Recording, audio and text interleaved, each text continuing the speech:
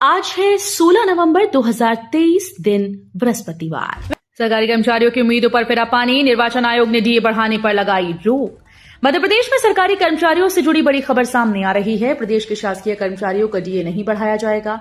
Election commission ने इसकी इजाजत सरकार को नहीं दी। बता दें कि 4% महंगाई भत्ता बढ़ाने का सरकार ने फैसला लिया था, जिसकी सिफारिश चुनाव आयोग को भेजी थी।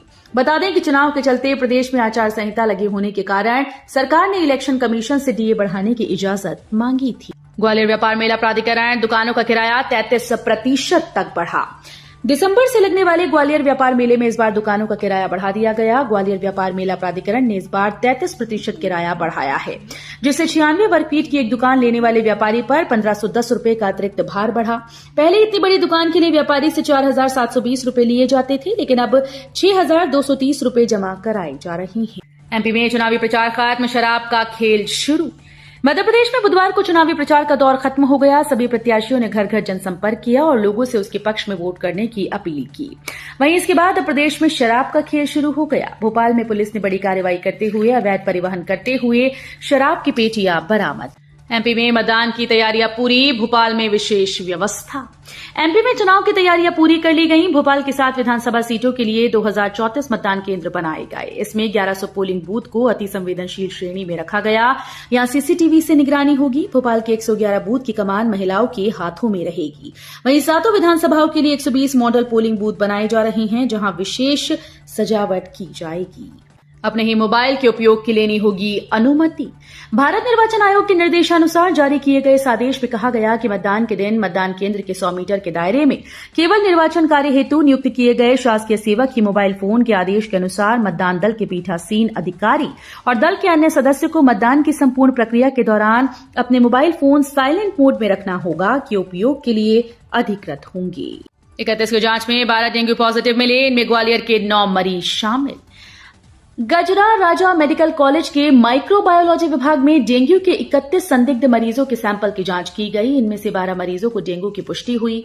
इनमें 9 मरीज ग्वालियर के और दूसरे जिलों के 3 हैं। ग्वालियर के पॉजिटिव मरीजों में बच्चों की संख्या 8 है।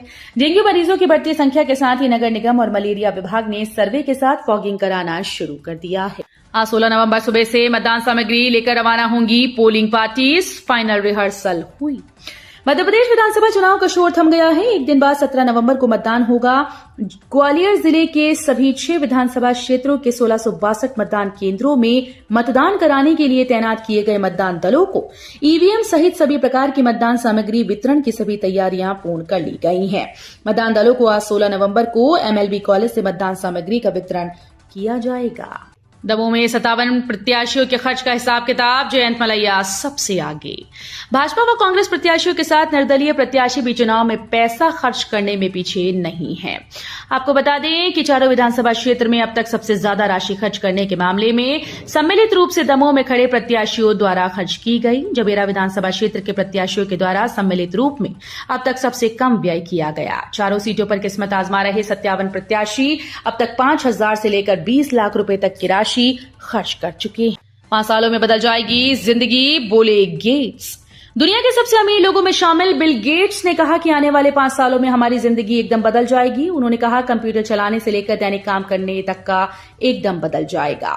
आने वाले समय में एआई पावर डिजिटल एजेंट्स हमारे कामकाज करेंगे और हर क्षेत्र में अपनी अहम भूमिका निभाएंगे। एआई पावर डिजिटल एजेंट्स अधिक होशियार और एक्टिव होने के साथ साथ कामकाज को करने में इंसानों से तेज हैं। सबसे बड़ा सवाल, सुब्रत रॉय की मौत के बाद निवेशकों का पैसा मिलेगा कि नहीं।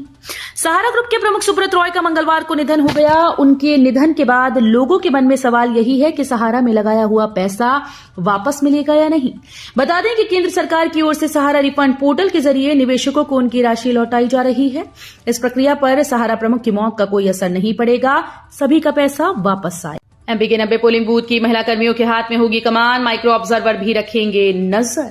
प्रदेश में विधानसभा चुनाव 17 नवंबर को होने हैं। इससे पहले एमपी के सीहोर जिले के चारों हाई प्रोफाइल सीट्स पर जिला निर्वाचन सख्त एक्शन में है। सीहोर जिले में मतदान के लिए सभी तैयारियां पूरी कर ली गई। कलेक्टर और जिला निर्वाचन अधिकारी प्रवीण सिंह ने जानकारी दी कि जिले की चारों विधानसभा में मतदान संपन्न कराने के लिए कुल 1238 मतदान केंद्र बनाए गए हैं। बधाई हो, फाइनल में पहुंची टीम इंडिया, ले लिया न्यूजीलैंड से हार का बदला। सेमीफाइनल में भारत ने न्यूजीलैंड को 70 रनों से हराकर फाइनल में एंट्री कर ली। 398 रनों के लक्ष्य का पीछा करते हुए कीवी टीम 327 रनों पर ऑल आउट हो गई। विराट कोहली की 117, अय्यर की 105 और शुभमन गिल की 80 रन के बाद भारतीय गेंदबाजों ने शानदार गेंदबाजी की। मोहम्मद शमी ने सबसे ज्यादा 7 विकेट लिए। इसके अलावा बुमराह, सिराज और कुलदीप को एक विकेट मिले। चीन और पाकिस्तान के लिए काल है निर्भय, 1000 किलोमीटर से ज्यादा है मारक क्षमता। इंडियन आर्म्ड फोर्स यानी भारत की तीनों सेनाओं के पास निर्भय क्रूज मिसाइल को जल्दी शामिल किया जाएगा। इस क्रूज मिसाइल की मारक क्षमता 1000 किलोमीटर से अधिक बताई जा रही है। इसको लेकर रक्षा मंत्रालय ने कहा कि केंद्र सरकार निर्भय कैटेगरी की क्रूज मिसाइल्स को शामिल करने पर विचार कर रही है।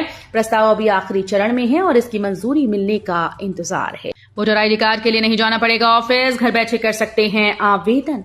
देश में चुनाव का दौर बेहद नजदीक है। चुनाव आयोग ने 5 राज्यों में विधानसभा चुनाव की तारीखों का ऐलान कर दिया। अगर आपकी उम्र 18 साल है तो आप अपनी पसंद की सरकार भी चुन सकते हैं। इसके लिए आपको वोट करना होगा और वोटिंग के लिए वोटर आईडी बनवाना जरूरी है।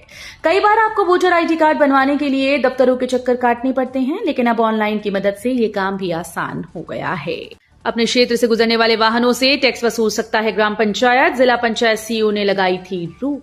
मध्य प्रदेश के जबलपुर हाईकोर्ट ने वाहनों से टैक्स वसूलने वाले ग्राम पंचायत के आदेश को सही करार दिया। न्यायालय ने कहा कि ग्राम पंचायत अपने क्षेत्र से होकर गुजरने वाले वाहनों से टैक्स वसूल सकता है। साथ ही इस मामले में अधिकारियों से जवाब तलब किया।